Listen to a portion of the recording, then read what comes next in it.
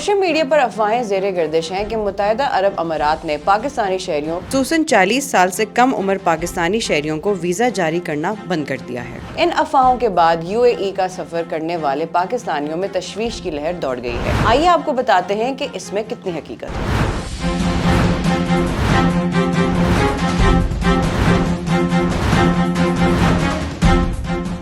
UAE के consul general बखीत Atiq अल रुमीती पहले भी इस झूठे प्रोपेगेंडे की तरदीद कर चुके हैं और अब उन्होंने दोबारा वाज़ेह किया है कि UAE ने पाकिस्तानियों के लिए वीज़ा पर पाबंदी आयद नहीं की। UAE की जानिब से पाकिस्तानियों के लिए वीज़ा बंद होने की खबरों की तरदीद करते हुए कहा कि UAE के पाकिस्तान के साथ अच्छे ताल्लुकात हैं। UAE ने पाकिस्तानियों के लिए वीज़ों का अजरा बंद किया और ना ही कभी इस हवाले से पाबंदी आयद की। UAE के कौंसल जनरल ने कहा कि एक मसला जरूर दरपेश है कि बाज लोग ट्रैवल एजेंसियों के जरिए UAE जाकर गायब हो जाते हैं या काम करने लगते हैं, लेकिन इसके बावजूद हमने विजिट और वर्क वीजा बंद नहीं किए और ना ही कभी ऐसा कोई कदम उठाया है। 40 साल से कम उम्र पाकिस्तानियों को वीजा ना दिए जाने की खबरों से मुतालिक सवाल पर उन्होंने कहा कि ऐसा नहीं है, बच्चे भी UAE जा रहे हैं। UAE जाने वालों में ज्यादा तादाद नौजवानों की है जिसे हम सपोर्ट करते हैं।